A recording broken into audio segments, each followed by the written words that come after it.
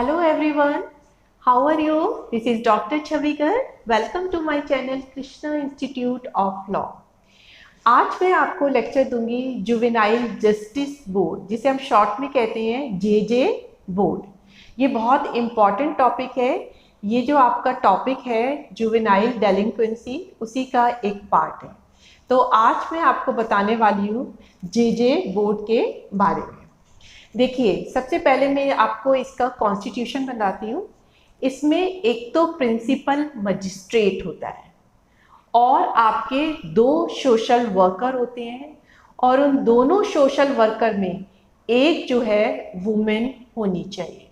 तो आपने क्या देखा, इस बोर्ड में एक प्रिंसिपल मजिस्ट्रेट होता है, 2 सोशल वर्कर होते हैं, उनमें से एक जो है वुमेन होती है।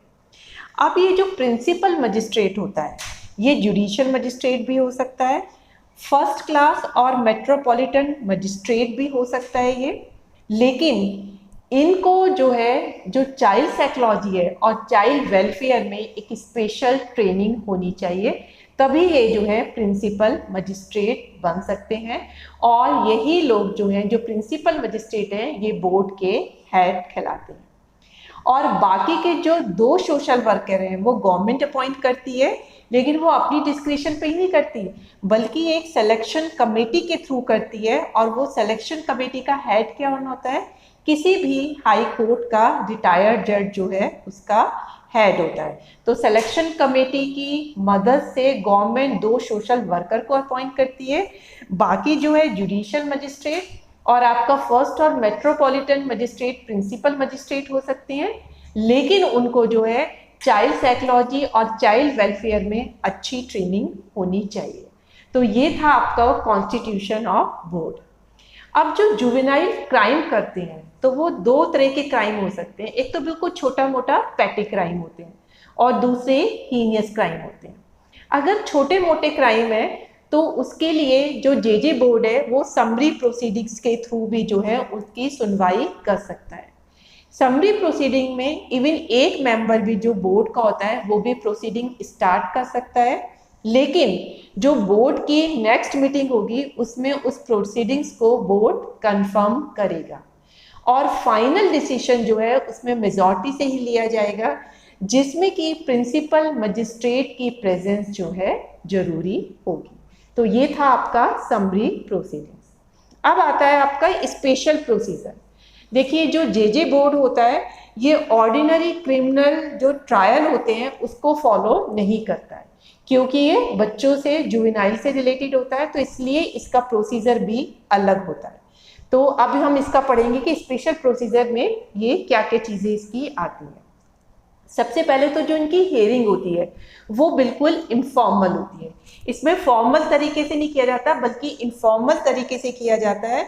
और इस प्रोसीडिंग्स को जो भी जेजे बोर्ड के सामने चल रही होती है, उन्हें बिल्कुल कॉन्फिडेंशियल रखा जाता है। ये इनफॉर्मल होती है, इसीलिए इन प्रोसीडिंग्स को हम किसी सिटीजन या किसी पुलिस की कंप्लेंट पे जो है इनिशिएट नहीं कर सकते हैं। तो क्लियर हो गया कि इनकी हियरिंग जो है इनफॉर्मल होती है, और साथ के साथ बहुत कॉन्फिडेंशियल भी होती है, और हम इन्हें पुलिस की कंप्लेंट पे या किसी सिटीजन की कंप्लेंट पे इनिशिएट नहीं कर सकते। नेक्स्ट होता है आपका offender is kept in observation home. देखिए, जब तक इंक्वायरी चल रही है और जब तक उसकी प्रोसीडिंग्स चल रही हैं, जो ऑफेंडर है, जो जुवेनाइल कॉन्फ्लिक्ट इन लॉ है, उसे हम ऑब्जर्वेशन होम में रखते हैं। अब इसमें एक क्वेश्चन आता है कि हम जुवेनाइल को ऑब्जर्वेशन होम में रखते हैं, तो जो उसकी एज है, वो जब उसने क्राइम किया है उस वक्त की एज मानी जाएगी, या प्रोसीडिंग्स करते समय जो है उसकी एज जो है जुवेनाइल की एज को क्रॉस कर गई है, तो वो वाली मानी जाएगी। तो इसमें बड़ा अच्छा केस था Sanjay Prasad versus state of Bihar का।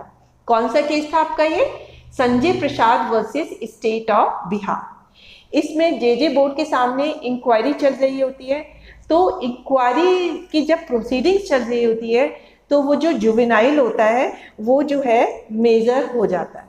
तो उस वक्त जो है फिर उसको जेल में शिफ्ट कर दिया जाता है।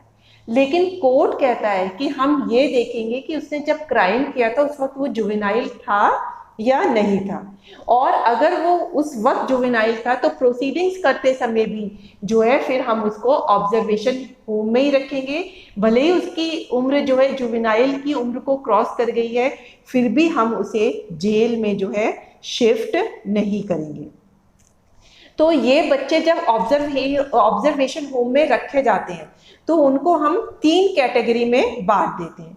एक तो जो 7 से 12 साल की उम्र का बच्चा होता है, दूसरी कैटेगरी हम रखते हैं जो 12 से 16 साल तक की उम्र के बच्चे होते हैं, और तीसरी और लास्ट कैटेगरी होती है 16 से 18 साल के बच्चे।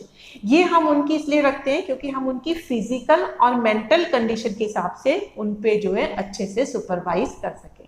तो इस तरीके से ऑब्जर्वेशन होम में 3 कैटेगरी में बच्चे रखे जाते हैं, 7 से 12 साल की उम्र के, 12 से 16 साल की उम्र के और 16 से 18 साल की उम्र के बच्चे। अब नेक्स्ट आता है trial is usually conducted by lady magistrate. देखिए वैसे तो कोई भी कर सकता है, लेकिन जनरली जब इसके स्पेशल प्रोसीजर में जो जेजे बोर्ड की जो ट्रायल होता है वो जनरली लेडी मजिस्ट्रेट ही जो है उसे कंडक्ट करती है। अब नेक्स्ट आता है नो अपील लाइन। देखिए इसमें 2 केस हो सकते हैं, आपको ये ध्यान देना है कि इसमें 2 केस हो सकते हैं। अगर जेजे बोर्ड जो है ऑफेंडर को या जुवेनाइल को जो कॉन्फ्लिक्ट इन लॉ होता है उसे छोड़ देता है तो फिर तो कोई अपील लाई नहीं करती, क्योंकि हम जो बेनिफिट है वो जुवेनाइल की फेवर में ज़्यादा देते हैं। लेकिन अगर जुवेनाइल को गिल्टी ऑफ क्राइम माना गया है तो फिर हम क्या करते हैं, उसकी फर्स्ट अपील सेशन कोर्ट में जा सकती है, लेकिन वो भी जेजे बोर्ड के ऑर्डर के 30 दिन के अंदर जानी चाहिए। लेकिन जो सेशन कोर्ट होता है उसका जो ऑर्डर होता है वो फाइनल माना जाता है, और फिर सेशन कोर्ट के अगेंस्ट सेकंड अपील हम नहीं कर सकते। तो अपील वाला क्लियर हो गया कि अगर हमने उसको छोड़ दिया, जुवेनाइल को एक्यूट नहीं किया उसे, तो उस पर कोई अपील लाई नहीं करेगी। लेकिन अगर हमने उसे गिल्टी ठहराया है तो फर्स्ट अपील सेशन कोर्ट में की जा सकती है, वो भी 30 दिन के अंदर ऑर्डर पास होने के, और उसका ऑर्डर सेशन कोर्ट का फाइनल होगा और बाइंडिंग होगा, और सेशन कोर्ट के ऑर्डर के अगेंस्ट कोई भी सेकंड अपील हम नहीं कर सकते। अब इसका लास्ट आता है ऑफेंडर में बी रेप्रिमांडेड ऑन सिक्योरिटी। देखिए जब जेजे बोर्ड जो है ऑर्डर देता है तो वो उसे जो है डांट के भी छोड़ सकता है और बदले में उसे एक बॉन्ड भरवा सकता है जिसमें वो सिक्योरिटी जो है देगा उस बॉन्ड की। तो हम उसे, अगर उसे लगता है कि छोटा केस है और इसे छोड़ना ठीक है और उसमें गुड बिहेवियर है, वो पूरे अच्छे से रिफॉर्म हो सकता है, तो जज जो है वो रेप्रीमेंड करके भी उसको छोड़ देगा। तो ये थी आपकी special procedure of JJ board. तो आपको कॉन्स्टिट्यूशन भी पता चल गया, छोटी मोटी प्रोसीडिंग्स में समरी प्रोसीडिंग्स होती है, और एक ऑर्डिनरी क्रिमिनल ट्रायल को अडॉप्ट ना करके जेजे बोर्ड एक स्पेशल प्रोसीजर करता है, और उसकी जो स्पेशल पॉइंट है वो भी आपको पता चल गया। अब नेक्स्ट होता है कि जेजे बोर्ड कौन कौन से ऑर्डर पास कर सकता है। देखिए मैंने हेडिंग दिया आपको डिस्पोजिशनल ऑर्डर, तो यहाँ पे मैं वर्ड ऑर्डर भी लिख सकती थी, लेकिन मैंने वर्ड लिखा डिस्पोजिशनल। इस डिस्पोजिशनल जो वर्ड है उसकी बहुत ज़्यादा इम्पोर्टेंस है। एक्चुअली जो जेजे बोर्ड ऑर्डर पास करता है एक तरीके का वो जो क्या है, कॉन्विक्ट ऑर्डर ही है, लेकिन हम जो है जुवेनाइल को एक्यूज नहीं ठहराते हैं, हम उन्हें कॉन्विक्ट नहीं ठहराते हैं, इसलिए हम जो है कॉन्विक्ट ऑर्डर ना यूज करके हम क्या यूज करते हैं, डिस्पोजिशनल ऑर्डर, जिससे कि जुवेनाइल पे जो है कोई भी स्टिग्मा ना लगे। तो ये था इंपॉर्टेंस ऑफ डिस्पोजिशनल ऑर्डर। अब वो जो है कौन कौन से ऑर्डर पास कर सकता है, तो जेजे बोर्ड जो है 6 तरह के ऑर्डर जो है पास कर सकता है। सबसे पहला है एडमोनिशन। देखिए अगर जेजे बोर्ड के हेड को ये लगता है कि सरकमस्टांसेस ऑफ केस ऐसी है और जो उसने क्राइम किया है वो ज़्यादा सीरियस नेचर का नहीं है या उसकी एज इतनी टेंडर है, तो वो उसको वार्निंग देके, उसको डांट करके, रेप्रीमेंड करके, रीप्रूफ करके भी जो है छोड़ सकता है। और वो वार्निंग दे सकता है कि अब तो हम आपको छोड़ रहे हैं, लेकिन अगर आपने फ्यूचर में कोई भी क्राइम को रिपीट करते हो तो फिर हम आपको सेवियरली जो है पनिशमेंट देंगे। तो ये होता है एडमोनिशन। नेक्स्ट होता है ग्रुप काउंसलिंग। जो जे बोर्ड होता है वो बच्चों को जो है ग्रुप काउंसलिंग के लिए भी भेज सकता है, और इसके लिए वो स्टेट और डिस्ट्रिक्ट चाइल्ड प्रोटेक्शन यूनिट होती है। कौन सी यूनिट होती है? स्टेट और डिस्ट्रिक्ट चाइल्ड प्रोटेक्शन यूनिट। उनको कह सकता है कि आप काउंसलर अरेंज करो और इन बच्चों की जो है ग्रुप काउंसलिंग करो, ताकि ये बच्चे जो है अपने आप को रिफॉर्म कर सकें। नेक्स्ट है कम्युनिटी सर्विस। जैसे ग्रुप काउंसलिंग वो किसको ऑर्डर देते हैं? स्टेट और डिस्ट्रिक्ट चाइल्ड प्रोटेक्शन यूनिट को। सेम वे वो कम्युनिटी सर्विस के लिए भी स्टेट और डिस्ट्रिक्ट चाइल्ड प्रोटेक्शन यूनिट को ही आदेश देता है कि इन बच्चों से कम्युनिटी सर्विस कराई जाए। कम्युनिटी सर्विस क्या होती है? कि वो सोसाइटी के भले के लिए कोई काम करते हैं, कोई अवेयरनेस की रैली निकालेंगे या कहीं पे कोई प्रॉब्लम हो रही है तो उस प्रॉब्लम को दूर करने की कोशिश करेंगे, ताकि उन्हें पता चले कि उनका जो माइंडसेट है वो अच्छी चीज़ों की तरफ लगे और बुरी चीज़ों से वो हट जाए। फिर नेक्स्ट इसका ऑर्डर डिस्पोजिशनल हो सकता है, रिलीज ऑन प्रोबेशन। देखिए, अगर उन्हें केस को देख के जस्टिस बोर्ड के जो हेड है उसे ये लगता है कि बच्चा अच्छा बिहेवियर कर सकता है, अच्छे से रिफॉर्म हो सकता है और इसमें रिहैबिलिटेट करने की, सोसाइटी में रिफॉर्म होने की पूरी गुंजाइश है, तो वो ऐसे बच्चों को जो है रिलीज कर सकता है प्रोबेशन पे। लेकिन ये प्रोबेशन ऑर्डर जो है उसका 3 साल से ज़्यादा का नहीं होना चाहिए। फिर नेक्स्ट है इसका फाइन।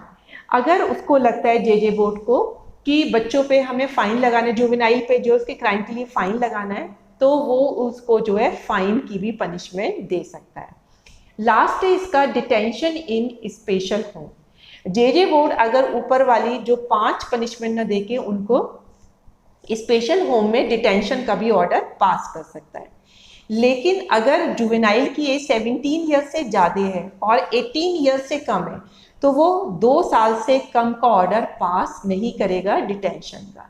तो अगर 17 साल से ज़्यादा और 18 साल से कम है तो वो 2 साल से ज़्यादा मतलब कम का जो है डिटेंशन ऑर्डर वो नहीं होना चाहिए। और ये डिटेंशन ऑर्डर कब पास किया जाता है? अगर उन्हें लगता है कि ये जुवेनाइल को प्रोबेशन पे छोड़ना ठीक नहीं है, क्योंकि वो जो है इनका बिहेवियर वो ठीक नहीं रख रहे हैं और उनको कंट्रोल करना बहुत ही मुश्किल है, तो फिर वो जो होते हैं ऐसे जुवेनाइल को जो होते हैं स्पेशल होम में जो है रखते हैं। तो ये थे कि कौन कौन से ऑर्डर जो है जे बोर्ड जुवेनाइल के क्राइम के लिए पास कर सकता है। अब नेक्स्ट आता है कि जुवेनाइल जस्टिस बोर्ड कौन कौन से ऑर्डर नहीं बना सकता है। देखिए, पहला तो है कि वो डेथ सेंटेंस नहीं दे सकता है, वो जुवेनाइल को डेथ सेंटेंस का ऑर्डर नहीं दे सकता है। सेकंड है वो उनको इम्प्रिजनमेंट फॉर लाइफ का भी ऑर्डर पास नहीं कर सकता है। अगर उसने किसी जुवेनाइल पे पनिशमेंट की फॉर्म में फाइन लगाया है तो फिर वो फाइन के बदले में उसको इम्प्रिजनमेंट का ऑर्डर पास नहीं कर सकता है।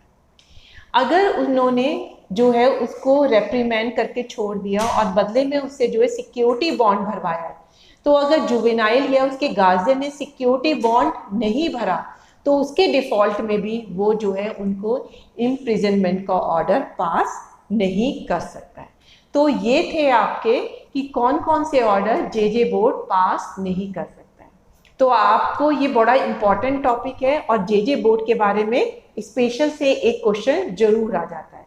तो अब आपको पता चल गया कि जुवेनाइल जस्टिस बोर्ड कैसे वर्क करता है, उसका कॉन्स्टिट्यूशन कैसा है, वो स्पेशल प्रोसीजर कैसे करता है जब वो इंक्वायरी और हियरिंग कर रहा होता है जुवेनाइल के क्राइम के लिए, और वो कौन कौन से डिस्पोजिशनल ऑर्डर पास कर सकता है और वो कौन कौन से ऑर्डर पास नहीं कर सकता है।